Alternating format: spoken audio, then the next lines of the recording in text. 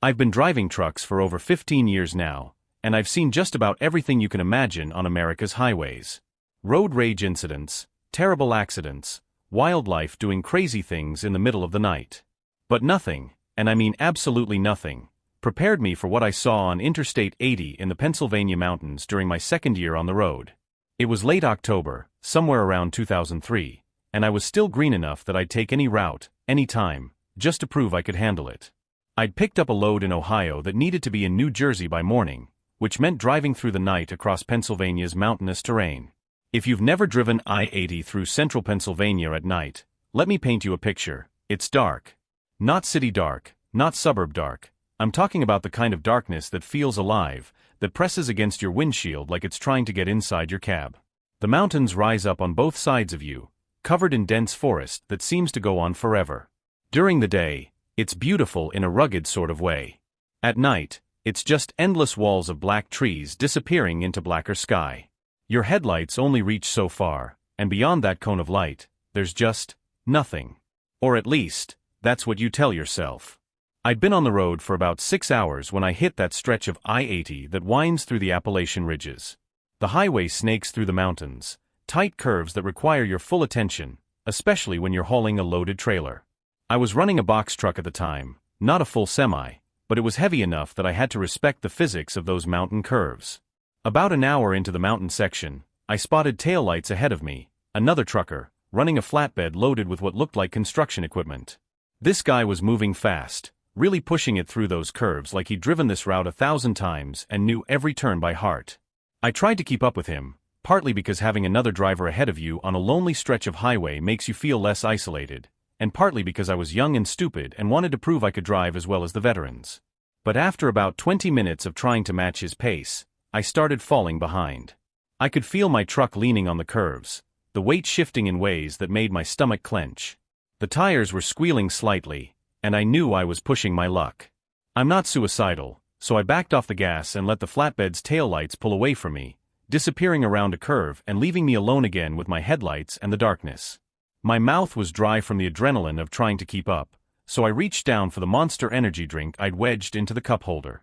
It was one of those automatic movements you do without thinking. Eyes flick down for half a second, hand grabs the can, eyes back to the road. The whole thing probably took 2 seconds, maybe 3. When I looked back up, he was there.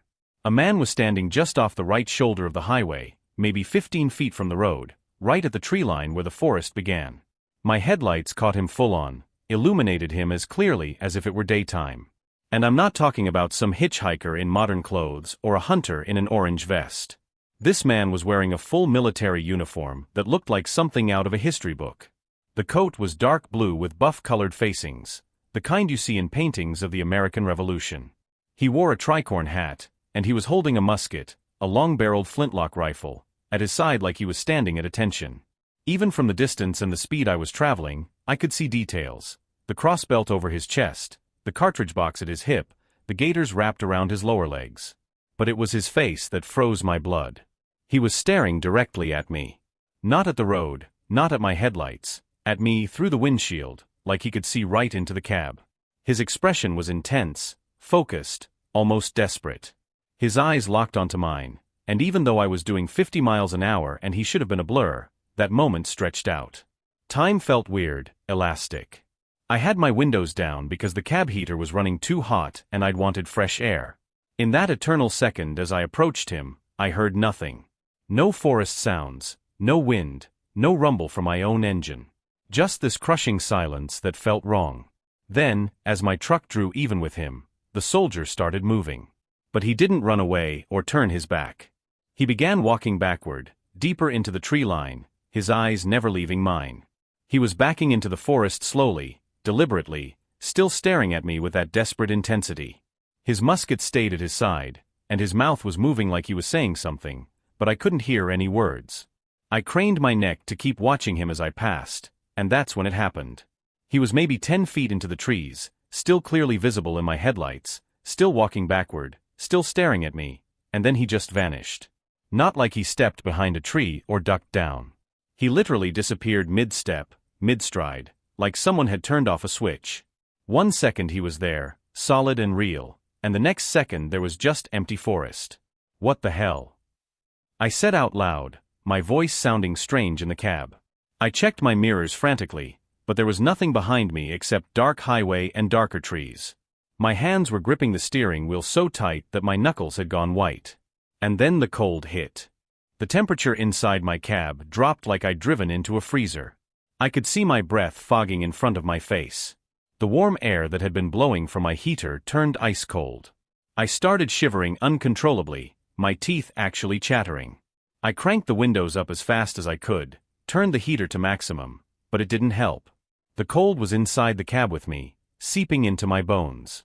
I drove through that cold for what felt like forever, but was probably only a mile or so. The highway wound through another series of curves, and I was hunched over the wheel, shaking so hard I could barely keep the truck steady. And then, just as suddenly as it had started, the cold vanished. The temperature went back to normal, actually warmer than normal, almost stuffy.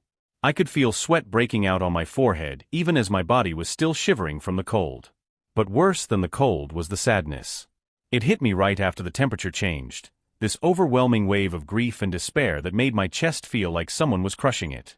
I'm not an emotional guy, I don't cry at movies, don't get choked up easily.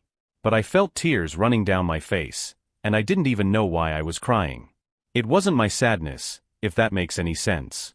It felt like someone else's grief, someone else's pain, but I was feeling it just the same. Desperation, loneliness, a sense of being lost and unable to find the way home. I thought about the soldier's face, that desperate look in his eyes, and suddenly I understood. He was trapped there. Stuck in that spot on I-80, maybe still fighting some battle that ended 250 years ago, unable to move on, unable to rest. The sadness stayed with me for hours. I drove straight through the rest of Pennsylvania, through New Jersey, all the way to my delivery point without stopping. I couldn't have stopped if I'd wanted to. The thought of pulling over on some dark shoulder, of being stationary in the night, terrified me. I kept the radio off because even music felt wrong. I just drove in silence, wiping tears off my face and trying to shake that crushing feeling of grief. By the time the sun came up and I reached my destination, the sadness had finally faded to a dull ache. I made my delivery, grabbed a few hours of sleep at a truck stop, and headed back out. But I've never driven that stretch of I-80 through the Pennsylvania mountains at night again. I plan my routes around it, even if it means adding hours to my trip. I've tried to research what I saw. Revolutionary War battles in Pennsylvania, soldiers who died in those mountains, any historical event that might explain a ghost soldier standing by Interstate 80. I've never found anything definitive. Maybe he died there during the war. Maybe he was a deserter who got lost in those mountains and never found his way home. Maybe he's still looking for his unit, still trying to complete some mission that doesn't matter anymore. All I know is what I saw with my own eyes and what I felt in my bones.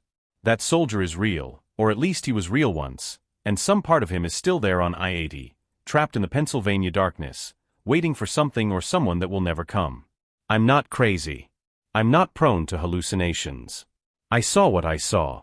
And if you ever find yourself driving I-80 through central Pennsylvania late at night, keep your eyes on the road.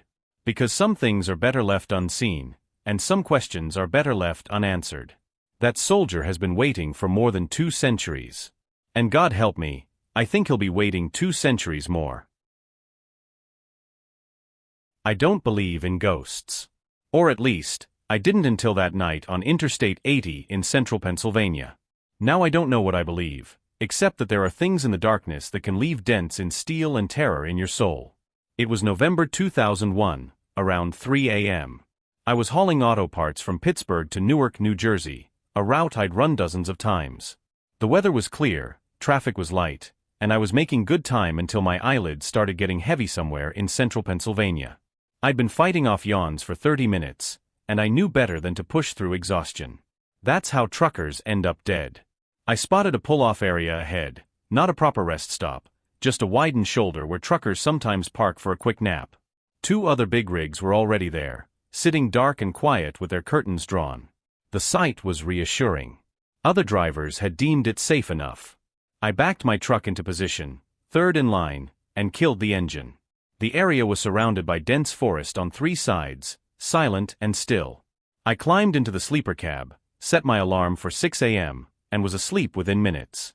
The sound crashed into my dreams like an explosion. Bang, bang, bang.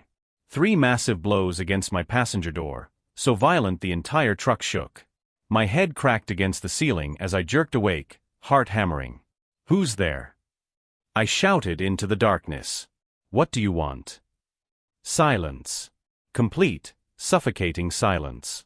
I grabbed my maglite flashlight and baseball bat from under the bunk, hands shaking. I waited, listening. Nothing. No footsteps, no voices, no explanation. Then it came again. Bang, bang, bang. The driver's side this time, 3 crushing impacts that rattled the door in its frame. "Get away from my truck!" I screamed. I scrambled to the driver's seat, ripped the curtain aside, and shined my flashlight out the window. Nobody there. Nobody standing by the door, nobody crouched below, nobody visible anywhere. Just empty pavement and dark trees. Then another blow landed, bang, and I watched the door flex inward from the impact. But there was nothing there causing it. Nothing I could see. The knocking started alternating. Passenger side. Driver's side. Back and forth, faster than any person could run. Each impact rocked the truck on its suspension. Then both doors simultaneously, bang bang, perfectly synchronized. Impossible. One person couldn't be in 2 places at once. My breath came in ragged gasps as I swung the flashlight between windows. The knocking spread to the roof. Bang bang bang. The sleeper walls. Bang bang. The cargo area. Bang bang bang bang. It sounded like a dozen fists hammering every surface at once. The truck shook violently. Tools rattled loose from compartments. My coffee mug bounced across the floor. And underneath that deafening percussion, I heard laughter, distorted inhuman laughter that came from everywhere and nowhere. Multiple voices at different pitches, layered into a cacophony of madness. My hands found the keys on pure instinct. The engine roared to life, and for 1 second, the knocking stopped. Then it erupted again, even more violent, even louder. I slammed the truck into gear and hit the gas without checking mirrors or clearance. I just needed to move. My headlights swept across the pull-off during my panicked turn, and I saw something that made my scalp prickle. The other 2 trucks were moving too. Running lights flicking on, engines starting, drivers fleeing with the same desperate urgency. All 3 of us were running at the exact same moment. The knocking stopped the instant my wheels started rolling, cut off like someone flipped a switch. In my mirrors, the other 2 trucks fell in behind me, all 3 of us speeding down the empty highway. I grabbed my CB radio. Breaker, breaker. Anybody else just experienced that? Static, then a scared voice. I don't know what the hell that was, but I ain't stopping until New Jersey. That wasn't natural. Another voice, older and shaky. 3 of us. It got all 3 at once. "Did you guys see?" He stopped. "No. I don't want to talk about it." "Agreed," the first voice said. "Just drive. Don't stop. Don't look back." I understood their reluctance. Saying it out loud would make it real in a way none of us could accept. So we just drove, 3 trucks in formation, connected by shared terror and an unspoken pact of silence. As dawn lightened the sky, the other drivers peeled off at their exits with clipped goodbyes. No names exchanged. No further discussion. Just an understanding that we'd survived something together, something beyond explanation. I drove straight through to Newark without stopping. When I finally pulled into the distribution center at 9 a.m., my hands were still trembling. 3 days later, back home, I showed my brother Jake the evidence. 7 perfect circular dents on the driver's side door. Each about 4 inches in diameter, driven deep into the steel. More on the passenger side. More on the roof I could feel but couldn't see. What could do that? Jake asked, running his fingers over the impressions. What has that kind of force? I don't know, I told him. I still don't. I had the dents hammered out a week later, but I can still see ghost impressions when the light hits right. I've driven I-80 hundreds of times since, but I've never stopped at that pull-off again. I plan my routes to hit that stretch during daylight, and if I can't, I make sure I have enough fuel to reach a proper rest stop. I don't know what was out there that night. Ghosts, demons, something we don't have words for. All I know is that 3 experienced truckers fled in terror from something that left physical marks we couldn't explain. Sometimes late at night, alone in my cab, I'll hear a faint knocking and my heart will race. Then I'll realize it's just the engine cooling or cargo shifting, and I'll laugh at myself. But the laughter sounds hollow. Because I know what's out there. On certain stretches of highway, in forgotten places between destinations, things wait in the darkness. Things that knock. Things that laugh. Things that can touch you and hurt you and leave marks that never fully fade. And whatever it was, it's still there on that pull-off on I-80 in central Pennsylvania. Still waiting for the next tired driver to pull over and close their eyes. I just pray it's never someone I know. I've been a professional truck driver for 23 years, and in that time, I've developed routines that keep me sane. Regular stops, familiar faces, predictable meals. There was one diner I used to stop at religiously, a 24-hour place just off Route 22 near the Allentown truck stop in Pennsylvania. Clean bathrooms, strong coffee, and a waitress named Rita who remembered how I liked my eggs. I stopped going 3 years ago. I'll never go back. The diner was a classic chrome and red vinyl job from the 1950s, all checkerboard floors and swivel stools. I'd heard the rumors, Native American burial ground, murders in the 30s before the diner was built. A father who'd killed his family with an axe, then hanged himself where the kitchen now stood. But rumors are just rumors, and I'm a practical man. The weird thing started about 6 months before my last visit. Lights would flicker off and on when nobody was near the switches. Coffee cups would slide across empty tables, moving 6 inches and stopping like invisible hands pushed them. Rita would shrug it off. Best not to pay it too much mind, she'd say. Then there were the cold spots. Certain booths would suddenly drop in temperature. Your breath would fog even with the heat running full blast. That cold came from somewhere else, somewhere heat couldn't reach. Most truckers knew which booths to avoid. I should have stopped going. But I'm a creature of habit, and Rita made the best apple pie in Pennsylvania. It was a Tuesday in October around 2 a.m. when everything changed. The diner was nearly empty, just me, Rita behind the counter, and a cook in the kitchen. I slid into my usual booth and ordered coffee. I was staring out the window when I felt the booth cushion shift. Someone had sat down across from me.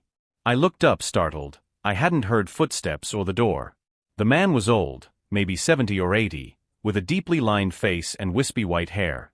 He wore a brown suit with wide lapels and a thin tie, clothes from the 1940s or 50s. Everything about him looked faded, washed out like an old photograph come to life. "Mind if I sit?" he asked, already sitting. His voice was flat and echoey, like he was speaking from the bottom of a well. "I guess not," I said, confused. The diner was empty. "Why my booth? You know the history of this place." He leaned forward, and I smelled something musty and stale, like old books in a damp basement. Built in the 50s, I think. Before that. His eyes locked onto mine, cloudy, milky eyes. "This land is cursed. Thomas and Elizabeth Mitchell lived here in 1933. Nice couple. 2 children, Emma, age 6, and Thomas Jr., age 4. Until July 23, 1933, when Thomas Sr. took an axe and murdered his entire family. Started with the children while they slept. Then his wife. Then he hanged himself right where the kitchen is now." The hairs on my neck stood up. "How do you know all that?" "I know lots of things." That empty smile again. "I know about the fire in 1967 that killed the cook, Samuel Reyes, age 43. Grease fire, they said. But Sam's body was found in the walk-in freezer, door locked from the outside." My mouth went dry. "I know about Caroline Winters, the waitress who disappeared in 1979. They found her car in the parking lot, keys in the ignition. Never found her body.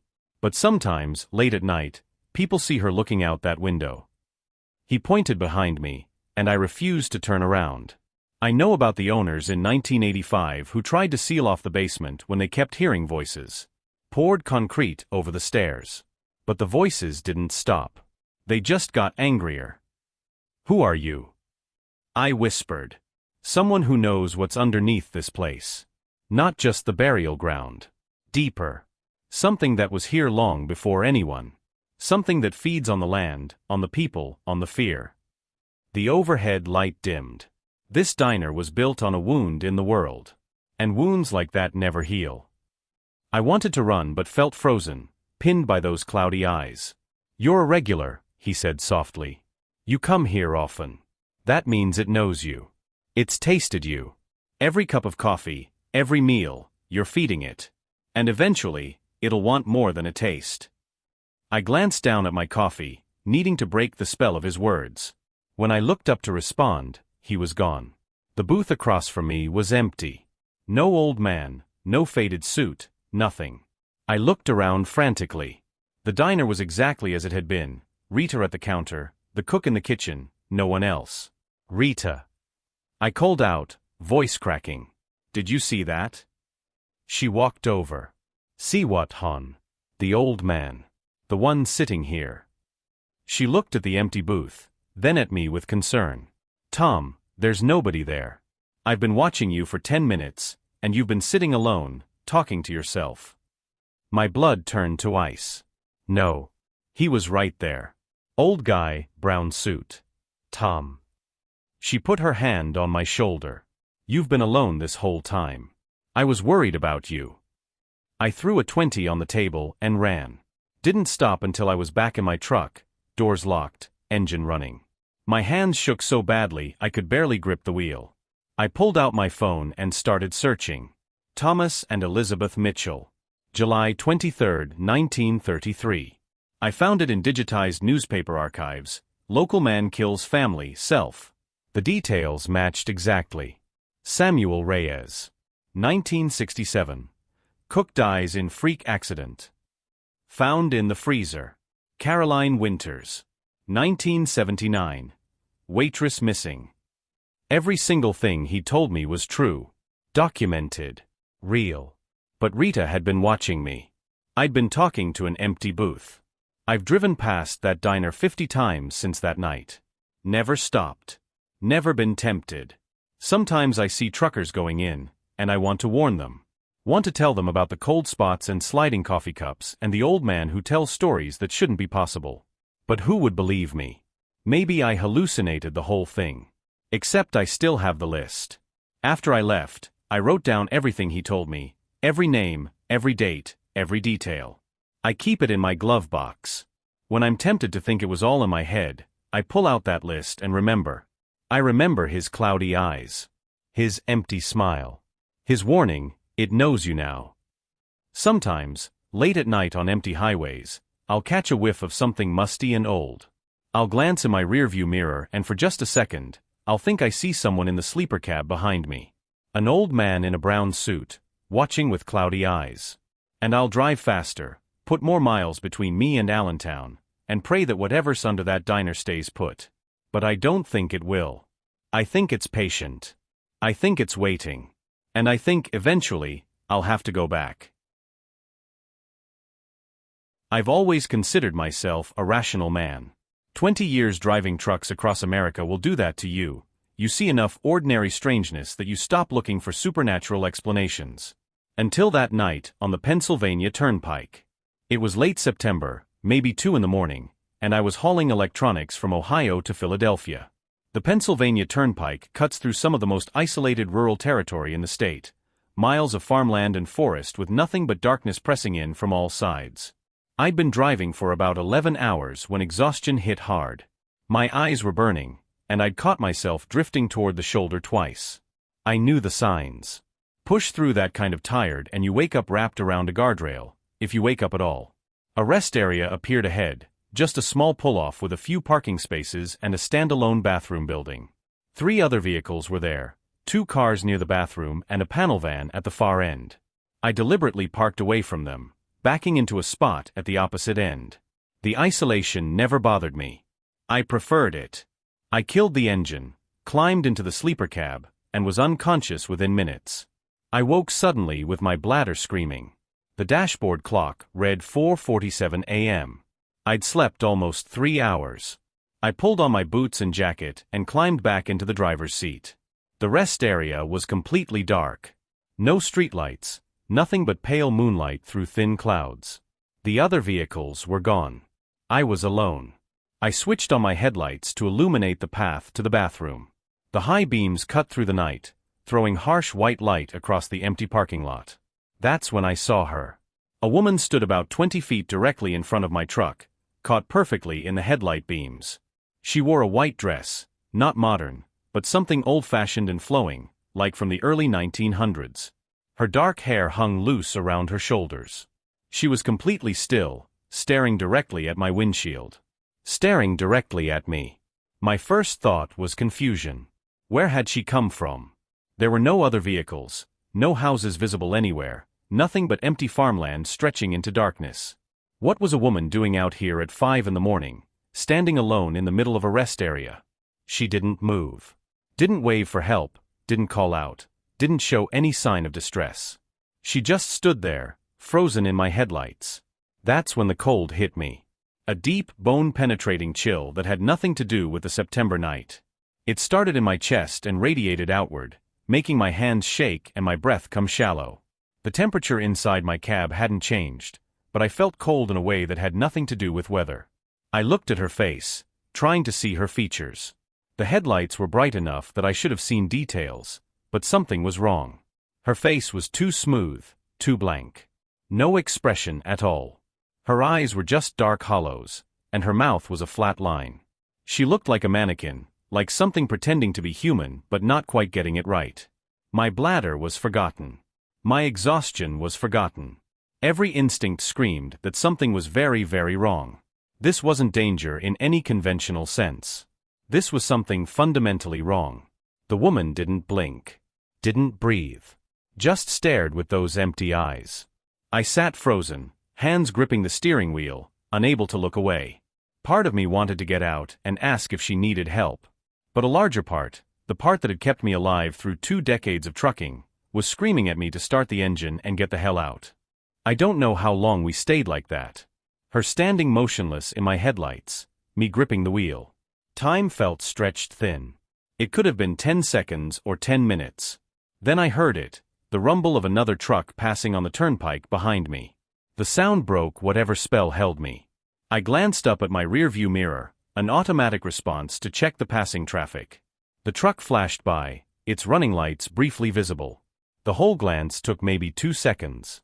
When I looked forward again, she was gone. Not walking away. Not running. Just gone. Vanished. The parking lot was completely empty, nothing but asphalt and field illuminated by my headlights. I leaned forward, pressed my face against the windshield, scanning left and right. There was nowhere she could have gone that quickly. No buildings to duck behind, no vehicles to hide beside. The nearest trees were at least 100 yards away across an open field. She couldn't have covered that distance in 2 seconds. But she was gone as completely as if she'd never existed. My heart hammered in my throat. My hands shook as I reached for the key and twisted it hard. The engine roared to life, absurdly loud in the silence. I didn't care that I still needed the bathroom. I didn't care that I was tired, that I probably shouldn't be driving. I just needed to be anywhere but here. I slammed the truck into gear and pulled out like the devil himself was chasing me. I drove for 40 minutes straight, not stopping, barely breathing, checking my mirrors constantly to make sure she wasn't somehow in the cab with me, wasn't sitting in the sleeper, wasn't standing in the road behind me. The rational part of my brain kept trying to provide explanations. Maybe she'd walked out of the beam when I looked away. Maybe the angle was wrong. Maybe exhaustion had made me imagine it. But I knew what I'd seen. And I knew she'd been standing in the center of that light beam, and there was nowhere to go in 2 seconds that wouldn't still be visible. I finally stopped at a big, brightly lit truck stop outside Harrisburg. Dozens of other rigs, fluorescent lights blazing, a 24-hour diner full of people. I parked right under the brightest light I could find and sat there for 10 minutes, just breathing. When I got out, my legs were shaky. I looked at my truck, really looked at it, half expecting to see something wrong, some sign of what had happened. But it was just my truck. Same old rig I'd been driving for 5 years. Except I was different. I'd seen something that shouldn't exist, something that violated the natural order I'd always believed in. I went inside the diner and ordered coffee I didn't drink. The waitress asked if I was okay, said I looked pale. I told her I was fine, just tired. What else could I say? That I'd seen a ghost? That a woman in white had appeared and disappeared in a heartbeat? But I felt it. That deep, unnatural cold was still in my bones, and the memory of her blank face, those empty eyes, was burned into my mind. I can still see her when I close my eyes, standing perfectly still in my headlights, watching me with an expression that wasn't an expression at all. I've driven the Pennsylvania Turnpike hundreds of times since that night, but I've never stopped at that rest area again. I plan my routes to hit that section during daylight, or I make sure I'm fueled up to reach the big truck stops. And I never, ever park in isolated spots anymore. I stay where there are lights and people and noise, things that belong to the world of the living. Because I know now that there are other things out there. Things that stand in empty parking lots at 5 in the morning, wearing white dresses and blank faces. Things that watch us with hollow eyes and vanish when we look away. Things that leave a cold that never quite goes away, no matter how many miles you put between yourself and where you saw them. I don't talk about it much. Most people would think I was crazy or overtired. But sometimes I'll hear other truckers on the CB talking about strange things they've seen, and I wonder if any of them have seen her too. The woman in white on the Pennsylvania Turnpike, standing in the headlights, staring with those terrible empty eyes. And sometimes, late at night when I'm driving through dark stretches of highway, I'll catch a glimpse of white in my peripheral vision and my heart will stop. But when I look directly, there's never anything there. At least, not yet. There are stretches of highway in Pennsylvania where civilization feels like a distant memory. Interstate 99 is one of them. At night, through the central Pennsylvania corridor, you're driving through a tunnel of darkness with nothing but forest pressing in from both sides. No towns, no houses, no gas stations for miles. Just you, your headlights, and whatever's hiding in those trees. I learned that lesson on a Tuesday night in March. I was hauling machine parts from Altoona to State College, a short run that should have been easy. I'd left around 9 p.m., planning to make the delivery by midnight. The weather was clear, no traffic to speak of, and I was making good time on I-99 southbound. By 11 p.m., I was deep in the forest section where the highway cuts through the Allegheny Mountains. The darkness out there is different. It's not just the absence of light, it has weight, actively trying to swallow your headlight beams. The trees grow right up to the shoulder, creating walls of black on both sides. My radio was on low, some late-night talk show I wasn't really listening to, and my CB scanner running. But the CB was silent. I hadn't seen another vehicle in 20 minutes. I was completely alone. I came around a long sweeping curve when my headlights illuminated a figure standing on the right shoulder, maybe 30 feet past the curve. At first, my brain tried to make it normal, a stranded motorist, someone with car trouble. But even as that thought formed, I knew something was wrong. There was no vehicle. No car pulled onto the shoulder, no truck with hazard lights, nothing. Just this figure standing there in complete darkness, facing the highway like it had been waiting. As I got closer, I eased off the gas slightly, my hand hovering near the air horn. But something, some primal instinct, was telling me not to slow down too much. Not to stop. The figure stood perfectly still as I approached. It was tall, maybe 6.5 or 7 feet, and thin. Too thin. The proportions were wrong. The body seemed elongated, the limbs slightly too long, like someone had taken a normal human shape and stretched it vertically. It wore what looked like dark clothing, but the details were impossible to make out. Everything about it seemed to blur at the edges, slightly out of focus even though my headlights were pointed directly at it. I was maybe 50 feet away when I realized what was bothering me most. It had no face. Where there should have been features, eyes, nose, mouth, there was just a smooth, dark surface. Like someone had erased the face and left nothing behind. My truck passed the figure, and I expected it to turn, to watch me go by the way people do. But the body remained perfectly still, facing the highway exactly as it had been. Completely motionless, like a statue. Then the head moved. Not the whole body. Just the head. It rotated slowly, mechanically, tracking my truck as I passed. The body stayed frozen, shoulders straight, arms at its sides, feet planted, but the head swiveled like it was on a bearing. There was something profoundly wrong about that movement. Too smooth. Too deliberate. Inhuman. I felt my scalp prickle and my hands tighten on the steering wheel. My eyes flicked to the passenger side mirror, and I could see the figure still standing there, receding behind me. The head was still rotating, still tracking my truck, even as the distance grew. In the red glow of my taillights, I could see that smooth, featureless surface pointed directly at me. What the hell? I muttered. My heart was hammering. I pressed the gas pedal down, accelerating away from whatever that thing was. I kept checking my mirrors, unable to look away. The figure stood there on the shoulder, body motionless, head slowly rotating as I put more distance between us. Even when I must have been a quarter mile away, I could still see it standing there, still watching. Then it was gone, swallowed by the darkness. My hands were shaking.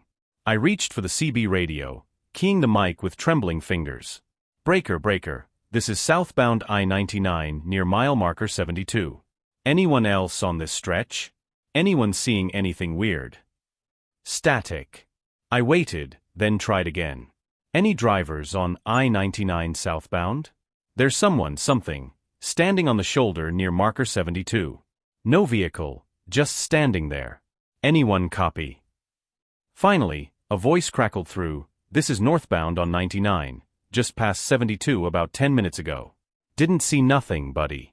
Road's empty. Another voice, southbound, coming up on 70. What am I looking for? A figure. Tall, dark clothing, standing on the right shoulder. No car, nothing. Just, be careful. I waited, listening to the static. Finally, the second voice came back, just past 72. Nothing there, friend. Shoulders clear. You feeling okay? I stared at my mirrors, at the empty highway behind me. Yeah, maybe I do need rest. Thanks. I didn't pull over. I drove the remaining hour to State College without stopping, checking my mirrors every 30 seconds. When I finally reached my delivery point, I sat in the cab for 20 minutes, trying to process what I'd seen. I told myself it was exhaustion. A trick of the headlights, shadows on tired eyes. But I knew what I'd seen. And I knew that head had turned to follow me, independent of the body. I knew there had been no face. 2 weeks later, I had another run from Altoona to State College. Same route. This time I made sure to leave early, driving through that stretch in full daylight. I wanted to find a logical explanation. A road sign, a billboard, something that would explain what I'd seen. I watched my odometer carefully, slowing as I approached mile marker 72, scanning the right shoulder. There was nothing. Just forest. Dense, dark forest growing right up to the shoulder, an unbroken wall of trees. No side roads, no driveways, no buildings. No reason for anyone to be standing there. The shoulder was barely wide enough for a vehicle to pull over safely, and even if they did, there was nowhere to go. I pulled over at marker 73 and got out, looking back. From this vantage point, I could see the curve, could see the approximate spot where the figure had been standing. There was absolutely nothing there. No landmarks, no features, just highway and forest. I got back in my truck and sat there, staring at that stretch of road. A car passed, then a pickup. Normal traffic on a normal day. But I remembered the darkness and the figure standing motionless with its head swiveling to track me. I've driven I-99 dozens of times since then. I avoid it at night when I can, but sometimes the schedule doesn't give you a choice. Every time I approach that curve near marker 72, my hands tighten on the wheel and my eyes scan the shoulder. So far, I haven't seen it again. But I know it was there. I know what I saw wasn't exhaustion or tricks of light. It was something else, something that had no business standing on a highway shoulder in the middle of the night. Something that watched me pass with a head that moved independent of its body, turning and turning to track my truck until I was out of sight. I've talked to other drivers about strange things they've seen. A guy I met at a truck stop said he saw a tall figure standing in the median near marker 70, but when he passed, there was nothing there. Another driver said his CB started picking up strange static on that stretch, voices that sounded almost human but not quite. Nobody talks about it much. It's the kind of thing that makes you sound crazy. But I know I'm not the only one who's seen something out there in the Pennsylvania darkness. Sometimes I wonder what would have happened if I'd stopped. If I'd gotten out and walked back to where it was standing. Would it have moved? Would I have seen its face, or the absence of a face, up close? I'm glad I didn't stop. Some questions are better left unanswered. And sometimes, late at night when I'm driving through dark stretches of highway, I'll see something tall and thin in my peripheral vision, standing just at the edge of my headlight beam. But when I look directly, there's nothing there. At least, nothing I can see. Before you go, I need to know something. Which story terrified you the most? Comment the number. 1 for the Revolutionary War soldier. 2 for the knocking phenomenon. 3 for the haunted diner. 4 for the woman in white. 5 for the faceless figure. Hit the subscribe button and comment. And remember, these highways are still out there. Still waiting.